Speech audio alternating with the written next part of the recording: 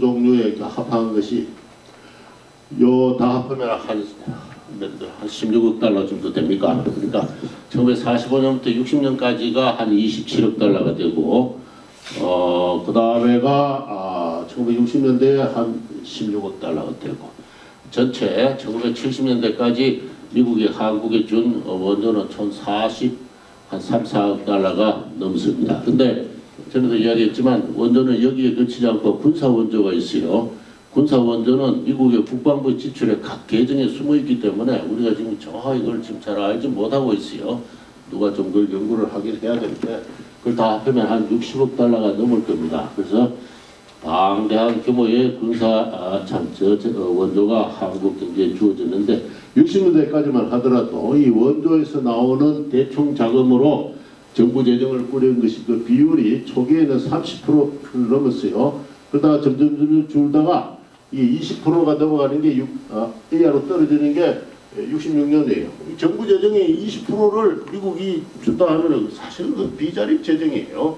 그러다가 10% 떨어지다가 68년이 되면은 10% 이하로 떨어져요. 이때 한국 정부가 재정 자립을 선언합니다.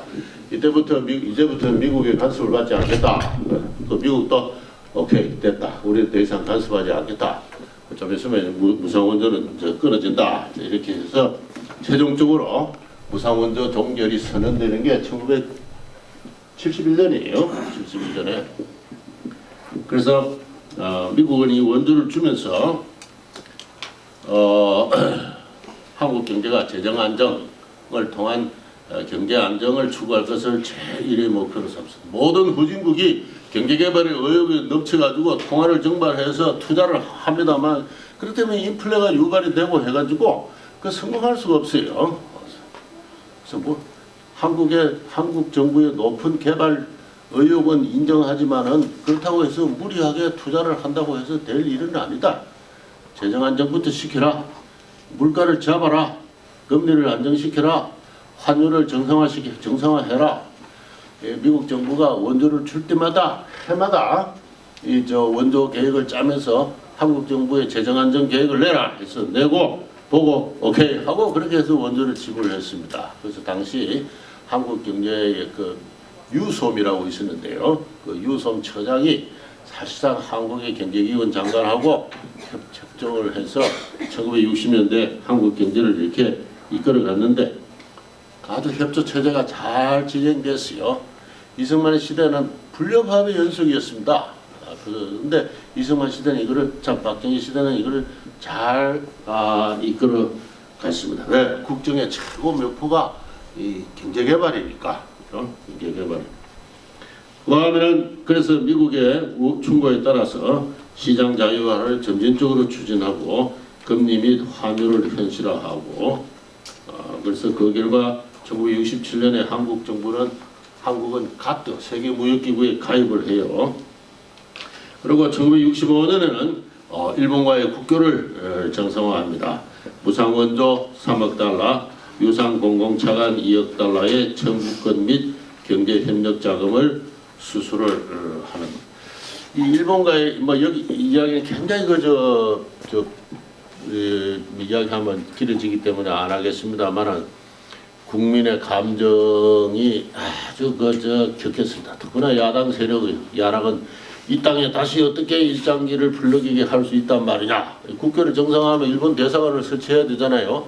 그러면 일장기가 또 그 대사관 안에서 불러기게 되어 있으니까 그렇게 하면서 그 1000만 명 국민 서명 반대 운동을 해서 국교 정상화를 반대를 하고 적어도 100억 달러의 보상금은 받아야 된다. 그렇게 주장을 했지만은 일본의 입장에서는 여기까지나 상대가 있는 이야기니까 일본의 입장에서는 우리가 왜 한국에 보상을 해야 되느냐 또 그런 입장이었어요. 그런 입장이었고 이것을 어렵사리 타협을 해서 그렇게 해서 무상 3억 유상 2억으로 해서 이 자금의 명분도 청구권 및 경제협력 자금입니다. 일본의 입장에서는 우리가 한국에게 지급해야 될 확정적 채무는 한 2천만 달러 정도가 있다. 그런 입장이었어요. 이 5억 달러 안에 3억 달러 안에 한 2천만 달러는 일본의 입장에서 볼 때는 한국한테 줄 돈이 한국인이 일본 금융기관이 갖고 있는 은행이라든가 각종 보험이라든가 각종 연금이라든가 또는 미불임금 뭐 이런 것들이 그런 거 다 한 2천만 불 된다. 그런데 나머지는 우리 이웃 나라가 경제 발전을 한다 하니까 우리가 경제 협력 우호 자금으로 준다 이런 입장이에요. 이거 저 한국 정부가 청구권 자금이라고 이야기하는데 정확하게 말하면 청구권 및 경제 협력 자금이에요. 협력 자금인데 어쨌든 엄청난 국민적 저항을 무릅쓰고 그래서 박정희라는 사람은 이 국교 정상을 위해서 군대를 동원했잖아요. 여기서 또 하나의 권위주의적 정치가 시작된다. 제가 전번에 이야기했죠. 권위주의 정치란 건 한 집권자의 권력 요구로 발생하는 것이 아니라 한 그 사회 내에서 어떤 타협이 불가능한 근본주의적 대립이 발생을 할 때 이 근본주의적 대립을 극복하는 한 가지 방책으로서 한 가지 경로로서 권위주의 정치가 성립을 합니다. 야당이 국민이 원만하게 협조했다면은 이 국교 정상화를 하기 위해서 군대를 동원해서 계엄령을 선포해서 시위대를 진압할 일이 없었죠. 군대를 동원해서 국내 정치를 해결하기 시작하면서부터 박정희는 이미 권위주의 정치가로 필요하면 군대를 동원하는 그런 정치가로 변해가기 시작했던 거예요. 그래서 바로 그러한 거죠. 이번에 가장 큰 목적은 그와 같은 거죠. 경제제일주의다. 그래서 이런 거죠. 경제제일주의를 내걸고 변화하는 세계 환경에 적응하면서 미국과 일본과 아주 원만한 협조 체제를 건설을 했던 이러한 하나의 정치 세력이 들어선 것. 그것이 고도 성장의 제1의 국내 조건이다. 근데 이 박정희 정부가 처음부터 이 잘 아는 이 수출 주도형 개발 정책을 취한 건 아니에요. 박정희라는 사람은 그 군인 출신이에요. 경제에 대해서는 아무것도 모릅니다. 그리고 혁명을 하고 나서는 어떤 방식으로 경제 건설을 해야 될지에 대해서 본인 자신은 아무 생각이 없었어요. 뭐 정해질 생각이 없었습니다. 어디 가서는 농업과 중소기업을 강조하고 어디 가서는 수출을 강조하고 혁명 초기에도 이렇게 이야기한 걸 보면은 이제 이야기가 왔다 갔다 합니다. 어떤 방식으로 국가 경제를 건설하는 것인가 둘러싸고 확정적인 아이디어가 없었어요. 없었습니다.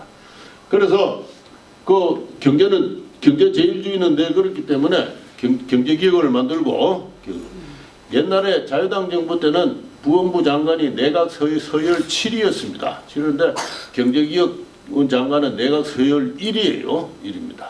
그리고 경제 플래닝을 할 뿐만 아니라 계획을 할 뿐만 아니라 예산을 편성할 수 있는 권한을 갖고 있기 때문에 전 부처를 강력하게 통할할 수가 있었습니다. 그러한 어떤 플래닝 및 예산 재정기구를 만듦과 동시에 경제개발 5개년 계획을 만들었어요. 이 경제개발 5개년 계획은 연간 7.1%의 경제성장을 기획했고 총 한 25억 달러의 자금을 투입하기로 되어 있어요. 그 25억 달러의 자금 가운데 절반 이상은 외국에서 자금을 빌려온다 이렇게 되어 있는데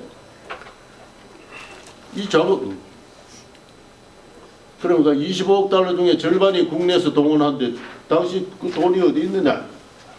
또 누가 또 그 돈을 빌려줄 거냐? 그러니까 아무도 사전에 협의를 하거나 그런 거 없었어요. 그냥 희망사항에 불과합니다.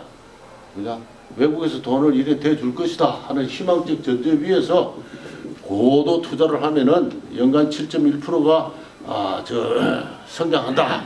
이런 거 희망으로 그 계획을 짰어요. 짰습니다. 왜 7.1%냐? 제가 이 계획을 짠 사람한테 물어본 적이 있어요. 나중에 하는 총재까지 하고 IMF 때 경제 하는 총재 했다가 나중에 청문회도 불려 나온 이경식이라는 분이 있는데 이분이 당시 그 한국은행에 있다가 경제기관으로 불려와서 사무관을 하고 있을 텐데 제가 어떻게 해서 7.1%가 계산되었습니까? 하니까 이 사람아 그거 별거 아니야. 당시 일본에서 소득 10년 배가 운동을 일본 정부가 하고 있어가지고 우리도 10년에 소득을 2배 늘리자 이렇게 생각하고 그 계산을 그 로고 방정식을 푸니까 연간 7.1%가 나왔다는 거예요. 그래서 우리도 7.1% 정해놓고 7.2%를 성장하기 위해서 투자를 얼마 해야 되니까 역산을 해왔다는 겁니다. 역산을. 그러니까 젊은 사무관 매치가 책상 위에 앉아가지고 그냥 산수로서 그냥 계획을 만드는 거예요. 그 경제 계획이 절대 그 별거 아닙니다. 그래서 미국이 읽어보고 하하 이거는 쇼핑 희망 리스트다. 이런 거 빈자가 가난한 사람이 아주 롯데백화점이나 좋은 데 가서 물건 좋은 거 보고 야 저것도 사고 싶어. 이것도 사고 싶어. 나한테 내가 돈이 얼마 있는지 따지지도 않고 말이죠. 쇼핑 희망 리스트에 불과하다고 혹평을 한 적이 있습니다. 그러나 성공을 했어요.